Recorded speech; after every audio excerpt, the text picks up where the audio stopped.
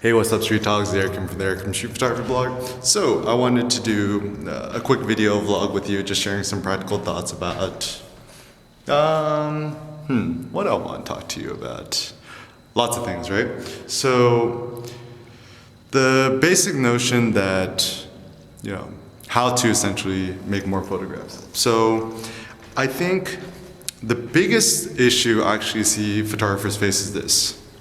They lose inspiration or motivation to make photos. And this is something that's personally afflicted me for a very, very long time, and I think I've reached some sort of like pseudo-enlightenment, so I just wanted to share some practical things that's helped me. So first and foremost, why do we lose inspiration and motivation to make photos? I think, this is my theory, I think it has to do a combination of social media, this culture of perfectionism, and to the most part, real life, 9-to-5 jobs kind of does get in our way. And social media, TV, Netflix, blah, blah, kind of gets in our way. So this is my thought.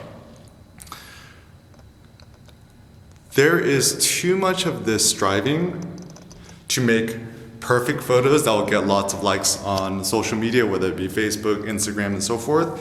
And now, that itself that's fine, but the problem is this. You are being gamed by the algorithm, you're getting programmed by the algorithm, and you're putting your self-esteem in an algorithm that even nobody really understands. So for example, Facebook, who owns Instagram, whatever, the way that this works is this. Instagram, back in the day, was like, you had X amount of followers, and every time you posted something, chronologically, all your followers would actually see your stuff. So high levels of engagement, likes and stuff, blah, blah. Facebook comes along and buys it out for $1 billion. And what does Facebook want to do? Facebook is a publicly traded company that needs to maximize profits and make money. So they buy Instagram for $1 billion. They're going to have to earn at least over $1 billion of revenue. So how do they do that? Advertising. Cool. So now Facebook tries to, Facebook's kind of in a tough position, right? Is that it needs to, for the most part, I have friends who work at Facebook and engineers and Mark Zuckerberg, whatever. I don't think anyone at Facebook is sinister. I don't think anyone's just like, even Mark Zuckerberg, he doesn't really care for money. Look at the dude, he just drives his Jetta and he wears black t-shirts or gray t-shirts, whatever. But there's kind of this balancing of how can I make enough money for this to be a profitable, growing company, and to actually have a legitimately good experience for the users. Now it's tricky. So essentially what they've tried to do is create this newsfeed algorithm, which, if you post too much, you're not gonna be shown to your friends or followers because you're seen as spammy. But, the more likes, the more you post stuff that people like, the more the algorithm will show your stuff to other people. So essentially what happens is this. Consciously or subconsciously, this algorithm programs us to maximize our like count, which means, you don't want to post more than once a day if you want to maximize your likes. Generally, you want to post around noon, your time. And also, you want to create photographs which get maximally liked, which, considering that everyone's looking at your photo on a phone, right? Which means simple photos tend to do better, right? Like black and white, symmetry, or saturated colors, and something that's kind of like moody and symmetric and dramatic, whatever. And the problem is there are certain photos you make that actually don't look good on a good small screen. They look better on a big monitor or printed, whatever. But because it's human nature, we want to increase our number of likes or our money or our followers or a sense of self-worth, is that we end up creating more and more generic images in order to maximize our likes, right? Or we try to create more things which are more and more sensational, which get more likes or whatever. And this is actually what I see that's happening with TV, media, and so forth, is that it's not really anyone's fault. It's just the biggest problem is that the whole thing is run by advertising. So the more sensational, the more in your face, the better. And that's why like this is why I don't watch the news no more, because it's just like a big reality TV show, is that anything that gets you more eyeballs, the better.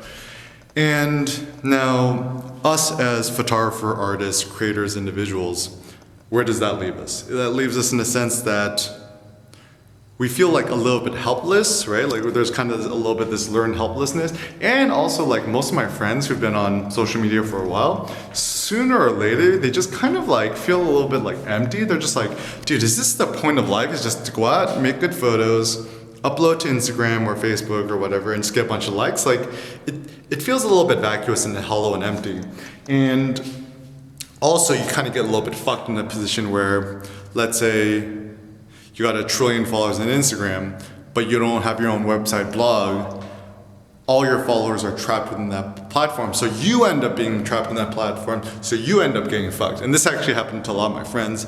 Or, I kind of saw this back in the days of like Flickr, right? Flickr was the home for everything social media, photography, whatever.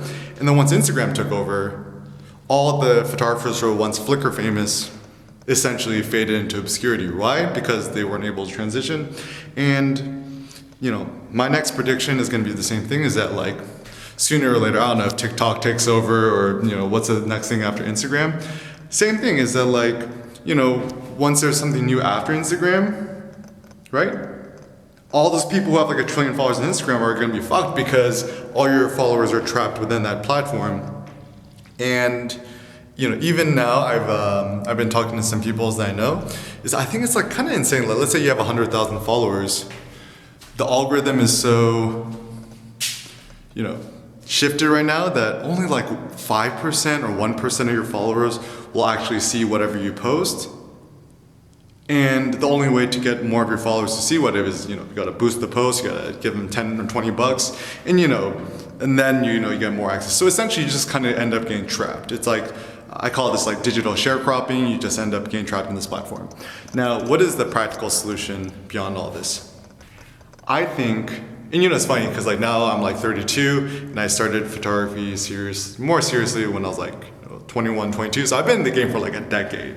So I'm still kind of a baby. I cannot really rep OG status until I've been in this game like 3 decades. So I'll be like Dr. Dre level. So hopefully I'll be still making YouTube videos in my 50s. But I've seen so many people come and go, and you want to have your own website, blog, and you want to control your own domain, stuff like that. So that's why I recommend 101.com, bluehost.com, install wordpress.org.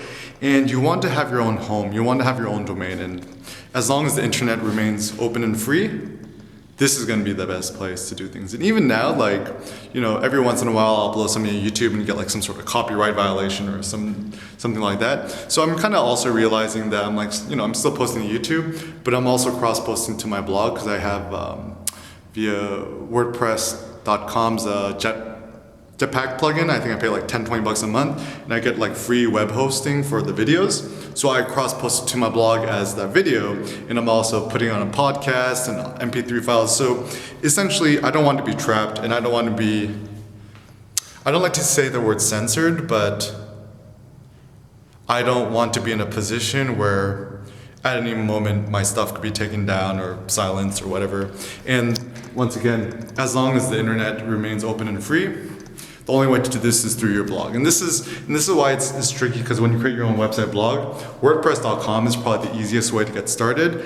But, there are certain restrictions. And then I think the best way to think about entrepreneurship is to think in terms of decades. Like, this is obviously much easier for me to say now than I was when I was like in my early 20s. But still, you want to think like, how can I stay relevant in the game 10 years from now, 20 years from now, 30, 40, 50, 60? And I was actually kind of having a dream last night, where I was thinking last night in my sleep.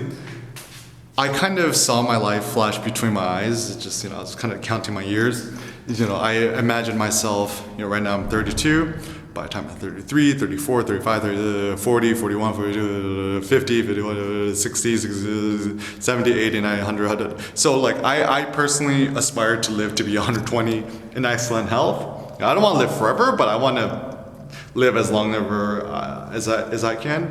And I started to kind of realize if you're planning at the decades level, you start to approach life and think about life in a much more different, interesting way. And now it's tricky too because memento mori. You could die today in a texting while driving accident. You never know. But I think the aphorism is like, live every day like it was your last, but like plan as if you're to live forever. Something like that. And so I think it's kind of this barbell strategy of using every single day to the maximum, create, challenge anything that you want to, but at the same time, be frugal or economical enough with your money as if you're to live forever, and also not to do anything reckless that which might endanger your life. So even now, I'll never go bungee jumping. I won't even ride a bicycle in the metropolitan area. I won't ride a motorcycle. I won't, ride a helicopter, whatever. Obviously, even leaving your house, you have a chance of death. But there are certain things which have a higher likelihood of death. Like I've had so many friends on their bicycles getting hit by like stupid cars, almost breaking their necks. And it's like you could be the world's best bicyclist, but if you just have one bozo who's like drinking while driving, you're donezo, right? So, anyways, just think about your life in the long term. In terms of photography, the best way to thrive: create your own website, blog. Turn off all the stats, turn off all the comments, keep posting, keep sharing, and just kind of enjoy the process. Don't strive towards perfection. Strive to just kind of have fun with the whole process. Use a simple camera. Like I'm a huge proponent of the Ricoh GR version 3. Use an iPhone. Whatever is simple, fits inside your front pocket, tends to be the ultimate solution. Disavow anything that's big, heavy, and cumbersome. The smaller, the better. The more compact, the better. And realize that photography, it's kind of this constantly state of becoming, and try to strategize your life. How can I be inspired to make photos until I die at age 120? Maybe that could be the goal. Also shoot JPEG, keep things simple. RAW just ends up taking way too much time. I've also been using just the default Apple Photos on my iPad or my MacBook to process my photos, to just keep things simple and keep things fast and streamlined. I think Lightroom is starting to get a little bit too slow for me. And yeah, just keep making, keep sharing, and realize that you'll never create a perfect photo, nor should you strive to make a perfect photo. Just strive to have fun with the whole process. Thanks a lot for watching, guys. Peace out.